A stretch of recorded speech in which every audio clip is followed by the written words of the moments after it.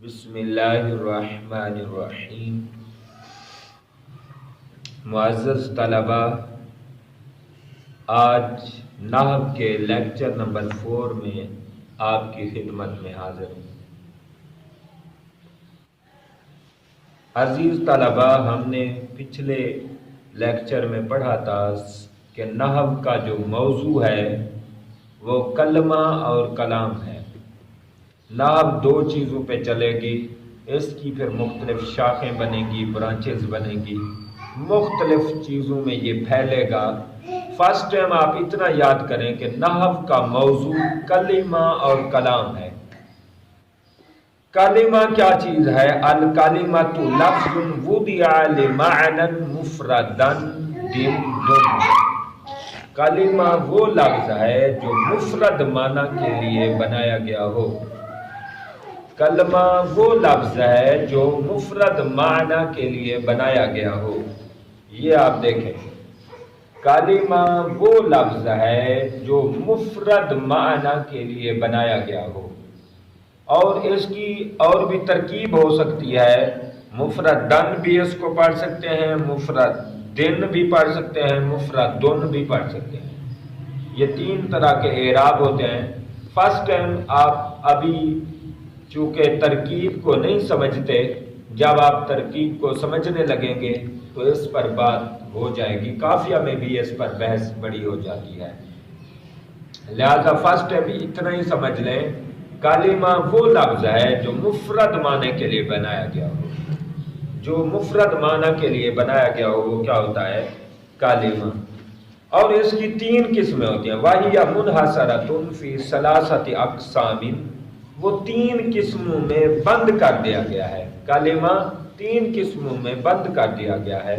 پہلی قسم ہے اسم، فعل اور حرف۔ پہلی قسم اسم، دوسری قسم فعل اور تیسری قسم حرف۔ یعنی آپ یوں سمجھیں، یہ دیکھ لیں، کلمہ کی 3 قسمیں ہیں: اسم، فعل اور حرف۔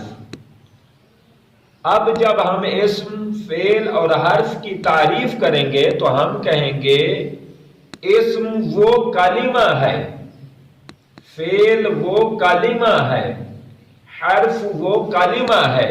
کیوں؟ اس لیے کہ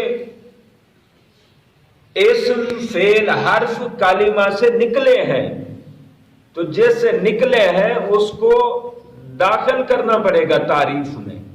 جیسے بیٹا ہوتا ہے وہ باپ سے ہے، لہذا بیٹے کی شناخت میں باپ کا ذکر پہلے ہوگا۔ اس لیے اسم، فعل، حرف کی جب ہم تعریف کریں گے، یہ نہیں کہیں گے کہ اسم وہ لفظ ہے، فعل وہ لفظ ہے، نہیں کہیں گے اسم وہ کلمہ ہے، فعل وہ کلمہ ہے، حرف وہ کلمہ ہے، کیونکہ کلمہ سے یہ بنے ہیں۔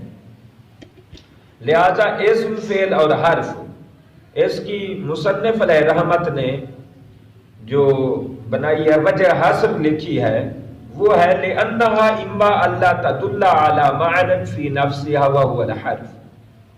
مصنف علیہ رحمت فرماتے ہیں کہ مستقل معنی پر یا دلالت کرے گا یا نہیں۔ اگر نہیں کرتا تو یہ حرف ہے، یہ سائڈ پہ ہو گیا۔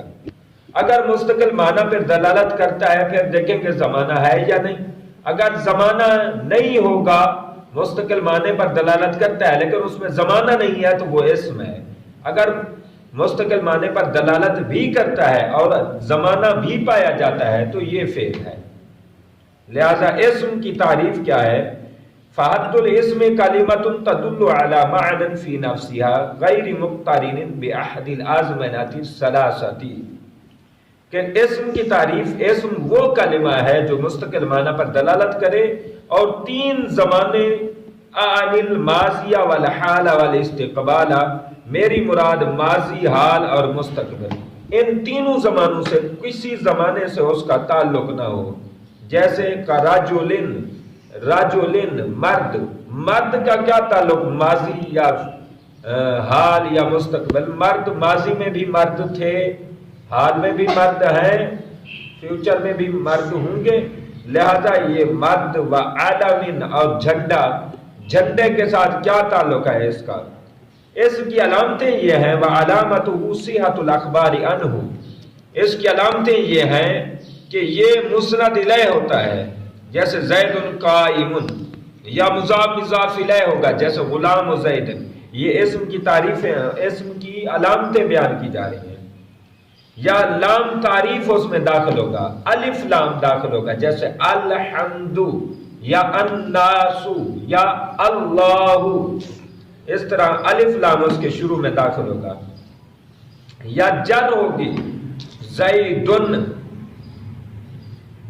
اور یا تنوین جر ہوگی جیسے زیدی، یا تنوین ہو جیسے زیدن، یا اس دونوں کی مثال دیکھ لیں بے زیدن، اس میں جر بھی آ گئی ہے تنوین بھی آ گئی ہے۔ اور تثنیہ ہو یہ بھی اسم کی علامت ہے، اور جمع ہو اور صفت ہو یہ بھی اسم کی علامت ہے۔ الرحمن الرحیم یہ کیا ہے؟ اسم ہے، صفت ہے، تو لہذا اسم کی علامتیں ہیں۔ اور تصغیر ہو جیسے قریش، اور ندا ہو جیسے یا اللہ، یہ کیا ہوگا؟ اسم ہوگا۔ فَإِنَّ كُلَّ هَذِهِ خَوَاصُ الْاسْمِ، پس یہ جتنی بھی گزرے ہیں یہ اسم کی علامتیں ہیں۔ آگے انشاءاللہ ہم مزید چلیں۔